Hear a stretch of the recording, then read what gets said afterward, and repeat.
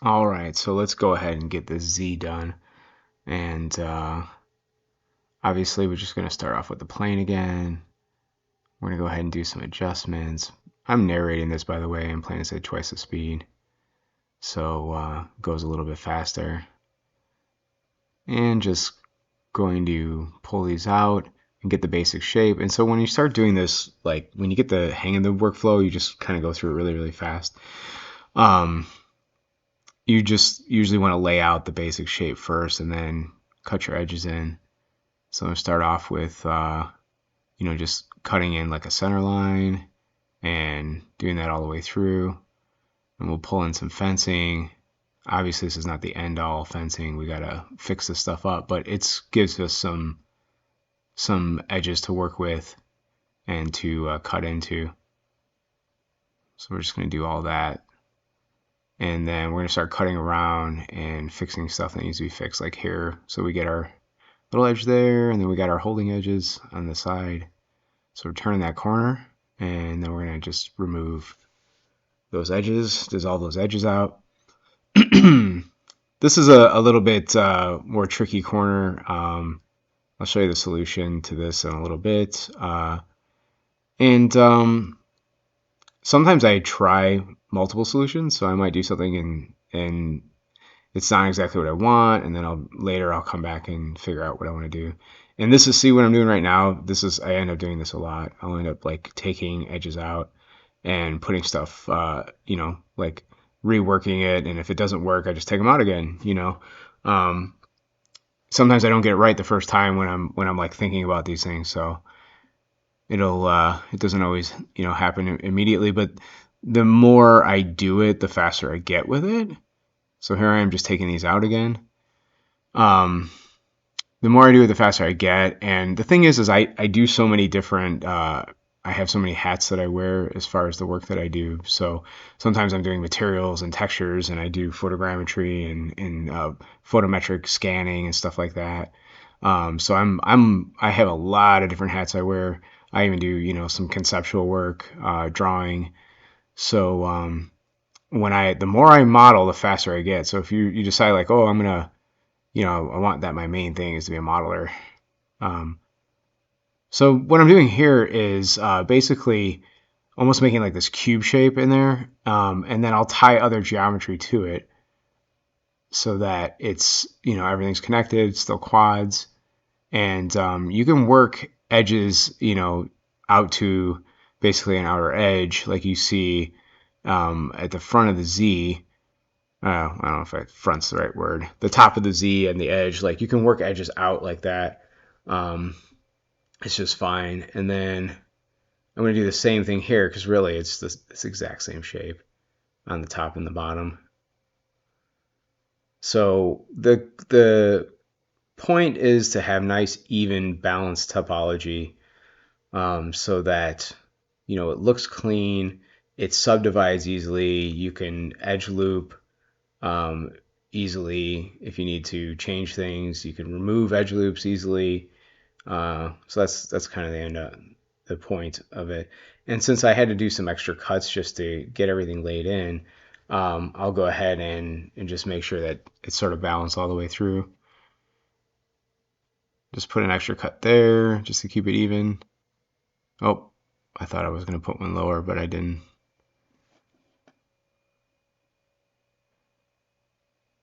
So I'm trying something here because I'm kind of newer to Blender. I was trying to see how well this thing worked if I was scaling it along the edge. Not exactly what I was looking for, so I'm just hitting GG together so I can slide the verts along the edge and just straighten them up, making them look a little bit cleaner. Still learning Blender a little bit, so some of the stuff you do in Blender is or like how the tools work is still a little new to me. So but the modeling is at the end of the day, like hard surface modeling, it's the same pretty much in every program. Sometimes they just give you a few tools, in one program that you don't have in another program. And that's the thing about Blender I'm liking more and more. I'm starting to find that the tools in here, there's like some really great tools, and I'm just getting started. Like I'm just like kind of getting going. So some of these tools have been, great, off the charts. and I'm very enthusiastic about it. So yeah, Blender's been a great asset to me. All right, so this is looking about done. I can add a few more segments if I wanted to, but let's just jump over to the E, and we'll do the same thing again. We'll just make a box and start moving it around. Pretty simple. And now we're really getting going, so just throw a cut in there. We can use our whatever that tool's called. I forget now. New to Blender. That's my excuse. A few years I'll remember all the tools. So yeah, just dropping in every edge. The E's pretty easy. I would say it's maybe one of the easier ones to do. Maybe the easiest. So you can see just putting in all my fences, my edges, and then I'll cut around the corners, the inner corners. The outer corners are fine the way they are. So yeah, just dropping one there so I don't have to keep laying that in. And like I said, this is like when I get going, this is more of like the speed. Of course, I am playing this at twice the speed, but um, this I go a lot faster once I get going. And of course, a year from now, when I know Blender's tools even better and the navigation even better, I'll probably be going even faster. So just keep modeling. You see, yeah, we get nice edges to cut around our corners, holding edges. And I should have dropped in some edges right there to hold that. Um, but I didn't, so I'll have to straighten those later. See there, and I just kind of deleted something that I didn't want to, but that's okay. It's usually all fixable as long as the program doesn't cry and crash on you, which can happen. So that's why, like, when I get issues like n-gons, I usually want to get rid of them. They can get wonky. It's funny, the longer you use a program, you kind of learn like what bothers the program, I guess you could say. Yeah, those were the lines I should have laid in originally, by the way. But yeah, you learn what bother, like there's certain things that'll make certain programs crash. I remember I was using this was really gonna date me. I was using like Unreal 2004. It was actually even before 2004. It was like the one I was using the Unreal that came with the old game that you used to have to like have the disc for the game to load. You'd have to have like the editor's edition or whatever. And I always knew if you ever hit undo, Control Z, you have to save your files before you do that because it almost inevitably is always going to crash. On a rare occasion, it would not crash, but it almost always crashed. So, yeah, you just start to learn the quirks of a program and what it likes and what it doesn't like, and then you just got to watch out. So I'm almost done here. Just got to remove that one line, and I think that's it. So, yep, you just check it, make sure it looks good, nice and straight. So we can jump on to the next one. And here we go. So when you get into these circular or these objects that have more round parts on it, they take a little bit longer to work out the even topology. Really, a lot of it's about the spacing. You just gotta make sure the spacing is good. You can, and you'll see when I do the 0 that's next to this, I do some like I actually use a torus. So if you don't feel comfortable like spacing this out yourself, you could always just like use part of a torus or something to get even spacing. You'll see how I do it with the 0. The reason why I did it in the next one is because like the whole thing is in a circular pattern, so I didn't want to actually have to try to get the whole thing nice and even. I thought it'd be easier just to grab a torus and modify it. So here, yeah, I mean, I feel confident enough that I can kind of space these out. And if you really wanted to, you could look at the edge lengths, and you could literally like see, are my edge lengths really really close, so you can see how balanced they are. But as long as when you smooth it, it looks good, and it looks good just the wireframe, because that's it's there's a little bit of showmanship in this. Like you want your wireframes to look clean, and because then it makes it look like you have like a great model, and I don't know. This is just a showmanship thing. I mean, you could probably, I know there's a lot of tricks I can get away with, but if someone who's really experienced is looking at your model and they're the person hiring you for a job, then they may not want to hire you because they think you do sloppy work or something. So, like me just looking at these little tiny problems, moving them around, it seems like maybe not that big of a deal, but it is, because you just want your stuff to look really clean. And so yeah, I'm just looking at it to see, okay, is this going in the right direction here? And I'm gonna cut in my other parts now, and turn that corner so we can have our holding edges. So yeah, a lot of this, like, it's funny that even the little turning of the corner, um, it's just about how close those 3 points are to each other, because you're like, you have the, if you think about it like, how you would do the math geometry with like a protractor, um, like there's always 3 points to a turn, but if those 3 points are close to each other, then it holds what looks like a tight corner.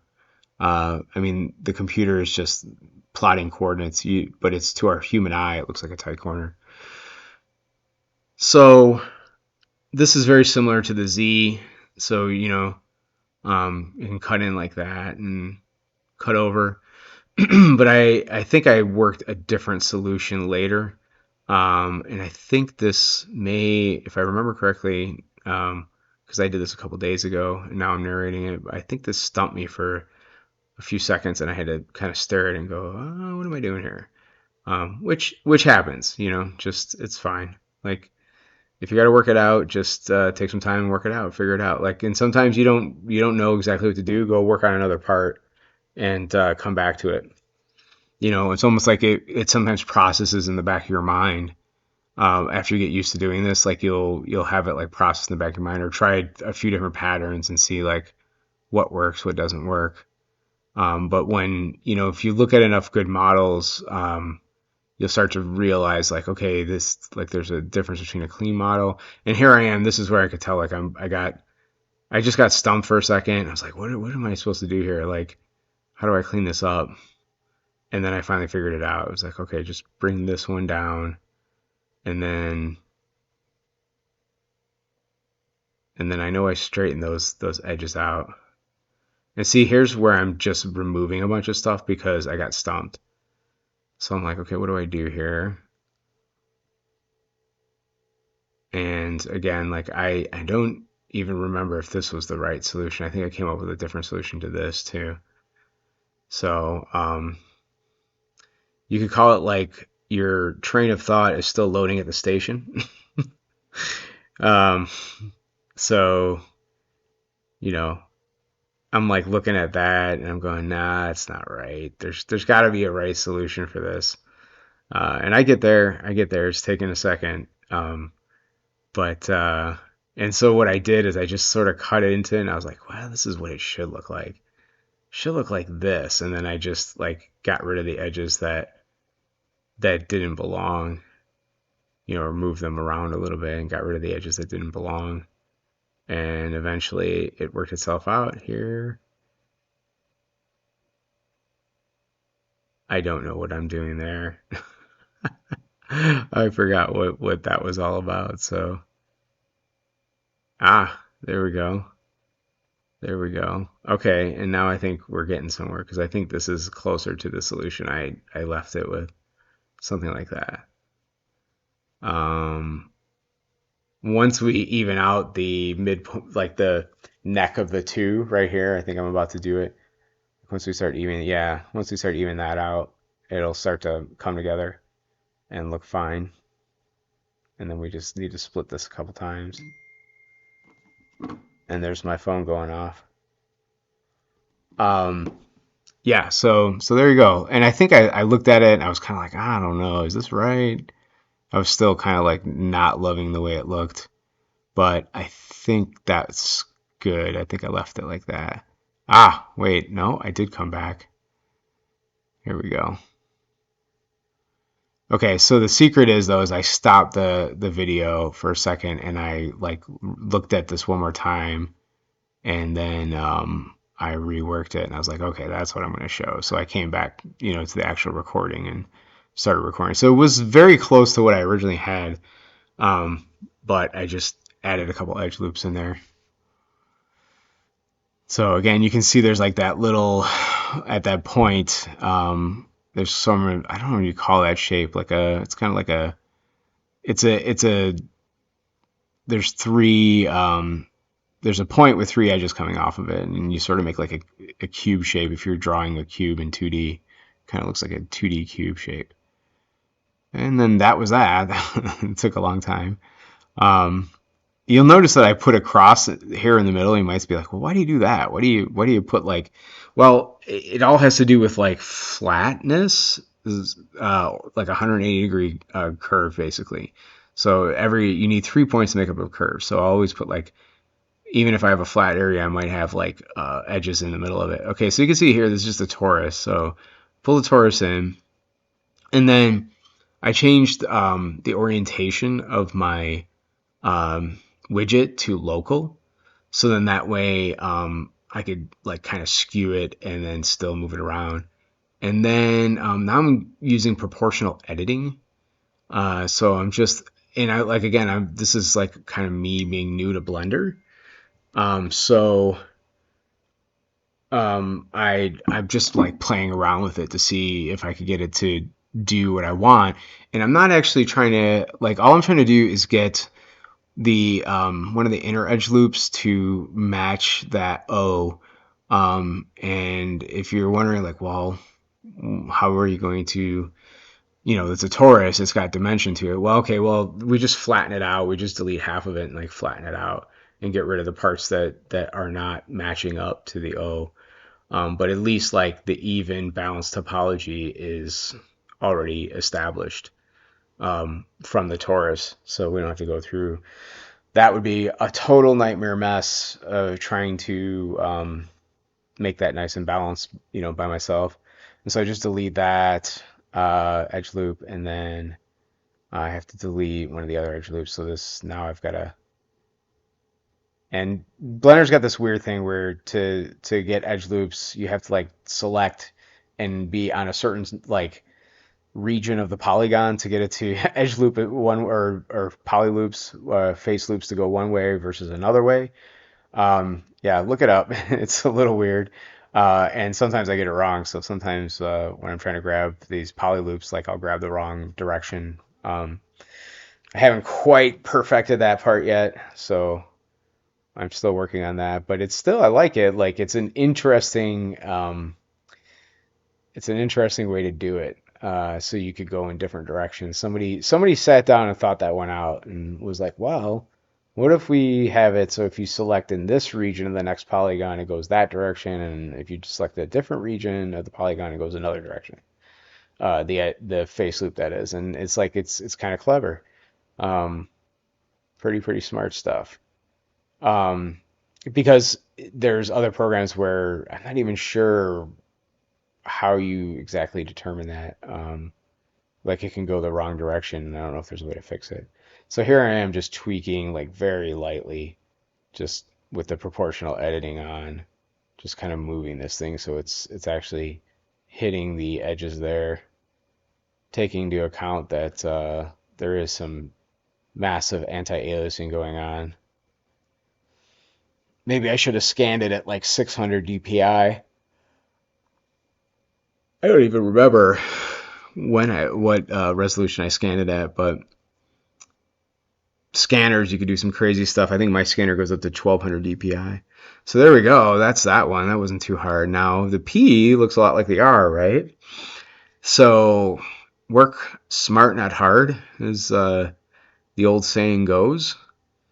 And so now I'm just going to go ahead and delete all that stuff off and get rid of that, and we'll just reshape this so it is a P. At first I was going to delete that, and then I had the epiphany that let's just get it into place and maybe I can cut the parts off that I don't want.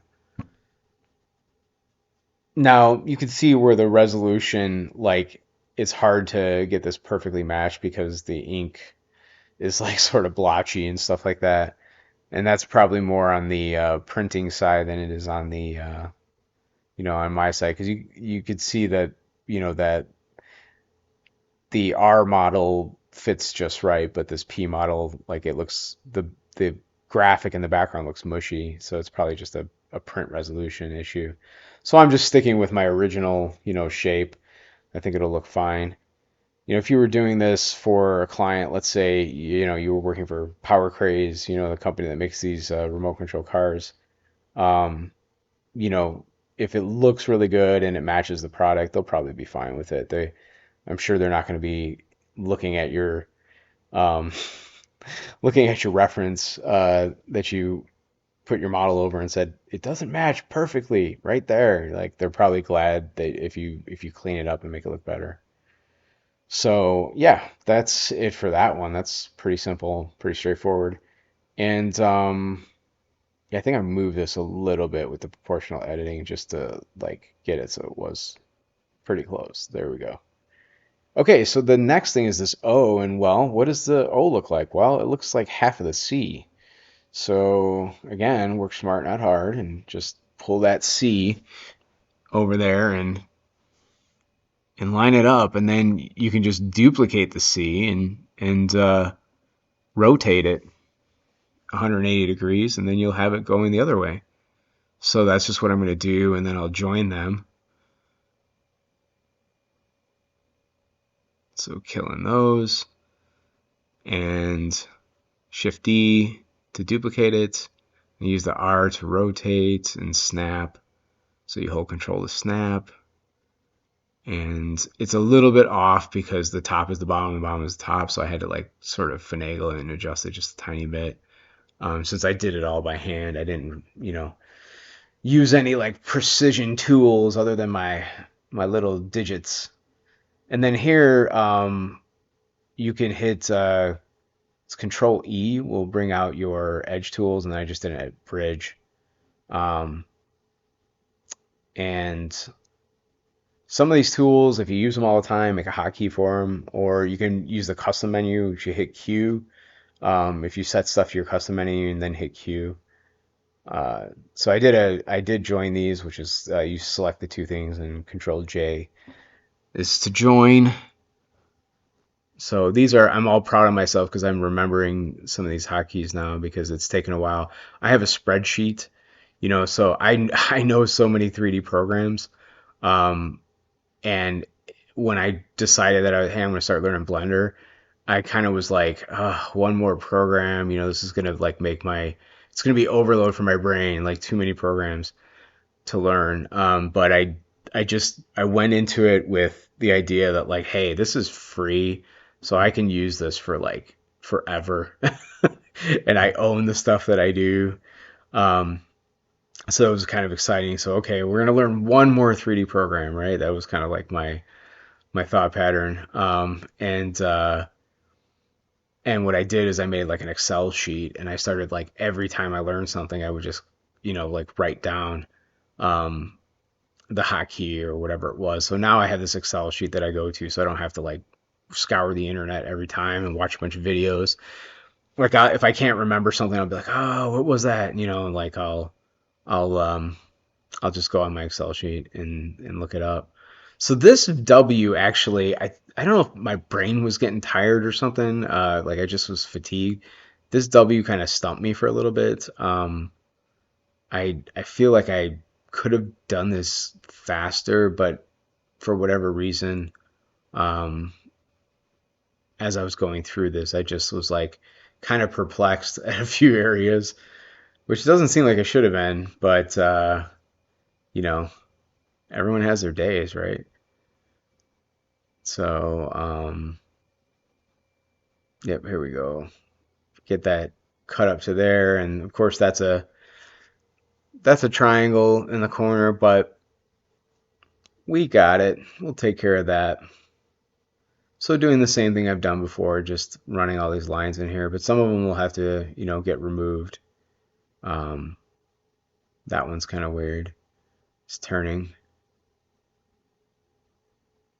And yeah, there you have it. So now I just start working through the different corners. That one, so I did something here and I don't know what I did exactly, but somehow I have an extra edge in there and that stuff happens. No one's perfect. If you knew, so I'm just collapsing the edges, so hitting M and then collapse. So if you just grab an edge and then hit collapse, so it just closes into itself and brings the verge together. And I don't know why I wasn't figuring this out easier because I totally know, like now that I'm looking at it, I know exactly where to put the edge loop in it. But like I said, I think my brain got fatigued and it was probably a time to take a break. And I just, some of the stuff as I was working through this was stumping me. Um, and sometimes I'm like, you feel like you're a race car and you just, nothing can stop you. And then sometimes you're like, why am I having such a hard time with this? Just weird. It's just the way it goes. Okay, so I made a mistake there because that was holding one of the verts on the bottom, and I don't think I noticed it at that point. Now there, I cut to and see my tool was acting wonky. Yeah, there I cut to that other point because I didn't want to. I made a triangle, but I didn't want to make a certain kind of triangle. And then I realized like I don't know if I'm doing this right. So again, I can come up with a bunch of excuses, but I don't know. Here I am, like accidentally rotating. I had my normals on because I was showing somebody something with the normals earlier as I was working on this, and then I realized, oh, I made a mistake here, so I got to pull that down and fix that. Not a big deal because, like, really, um, there we go. Get that worked out.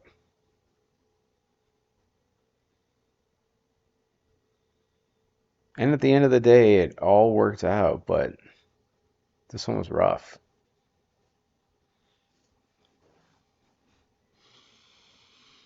Sometimes you should know there's like these times where you have to just let something go and go work on something else or go do something else.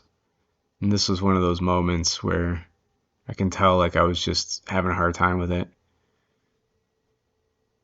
Now, normally try not to do any more poles than poles that have five edges coming from it, which that's considered an extraordinary vertice once you get five edges. There I go, rotating on accident again. But if it's on a flat surface, you can get away with it a lot easier. So um, it's not like that big of a deal if it's on a flat surface. I don't know what. See, I was saying I'm like I'm having problems here. All kinds of issues rotating the viewport. There's the thing is too. There's a lot of muscle memory, and I've been working in Maya for years. So all of a sudden, I start doing things like Maya stuff. My brain will just drift right into it, and then I'm like, oh wait, no, I'm in a different program.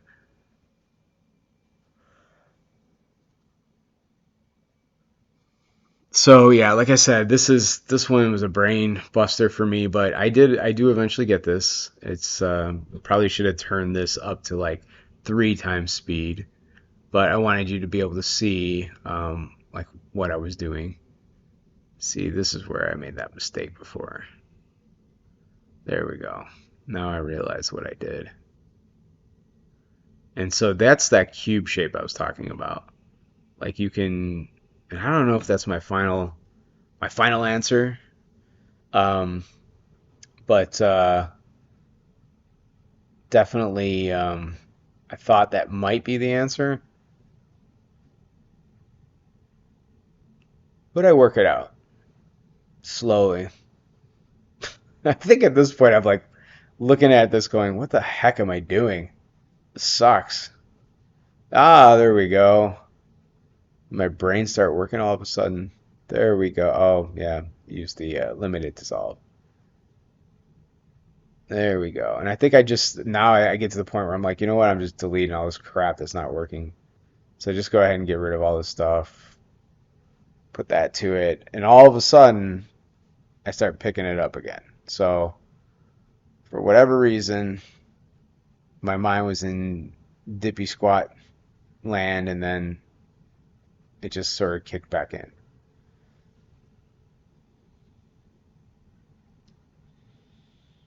That area right there just does not look good at all. So reworking it,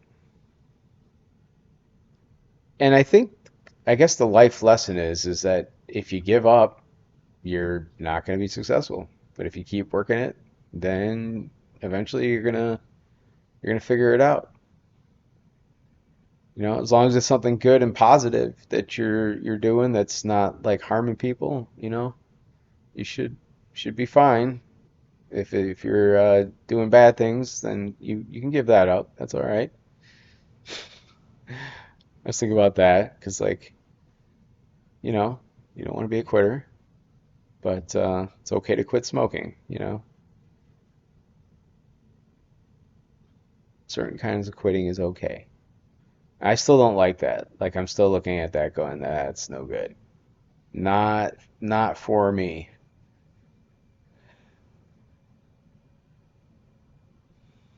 So I'm saying, well, can we turn this one way, turn it the other way? You know, I could have gotten anything to work, but I'm stubborn to try to get the right edge flow because I know when it's right, like it just looks right. Um, and I don't like to give up until I've got that, like kind of that feeling like, yeah, it's right. This is good. And not quite there yet, but almost there. Almost got it.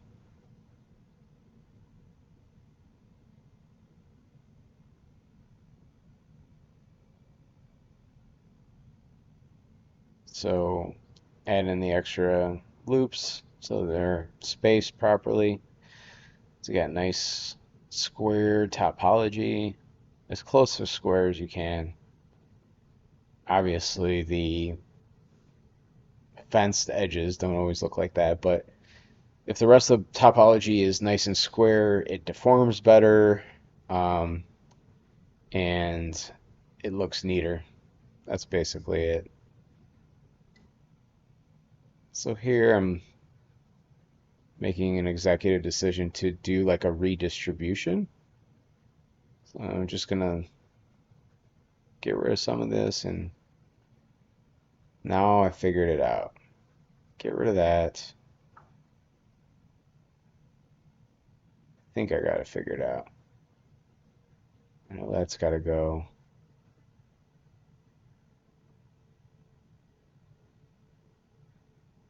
But I know I need something that holds this. So, yep, just like the other one. Just like the other one. That's the neatest way to do it. And there's other ways that, you know, you can hold that corner, but what you're looking for is the neatest way to do it. The way that's going to hold the best, look the best. And at this point, I'm like, yeah, it's pretty close, right? But I was still not satisfied. I wasn't quite there yet. I still didn't like that pull in the middle, and I felt like I could do it differently. And you know, I guess if I'm thinking about like, oh, you're working a job, and you could, it would be acceptable, right, to do it a different way. Then, yeah, maybe you just leave that. But if I'm doing this as a demonstration, I might as well do it, like do it right if I don't think it looks good enough. So here I go. This is where I'm kind of just trying to calculate. what this should look like. And this is where I might remove edges or just add edges in, um, to see, just kind of get an idea what it's going to look like if I change this. So, yeah. So this is what I'm talking about. Get rid of a bunch of edges and look at it fresh and clean without anything there, and just try to reimagine where the edge flow needs to go next, and you might be able to figure this out. Let's see here. So we're gonna get rid of those, and so now I'm just moving this around because I just want to see, hey, does that look right? Nope, a big no. And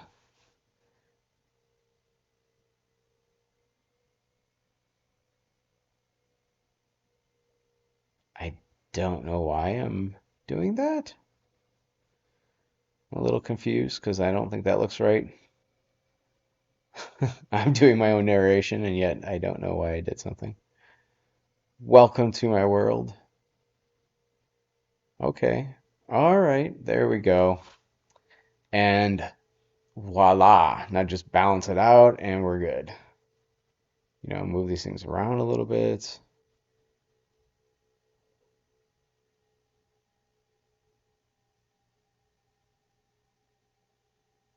So you can see just, I like to have it nice and even. That's not even enough for me.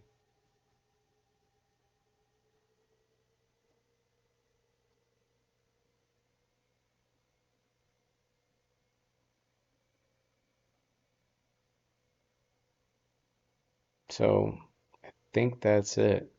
So that's it because the other two letters we've already done. It's an E and an R. So I think just a little bit of adjustments here, cleaning it up, making it look nice and neat. Again, remember showmanship, showmanship. We're talking portfolio, we're talking about showing off your work. Have your topology look clean and balanced and quads and as even as possible. And don't give up on yourself. Just keep working it until you get it right. And there you go. We just duplicate those and bada bing, bada boom, we're done.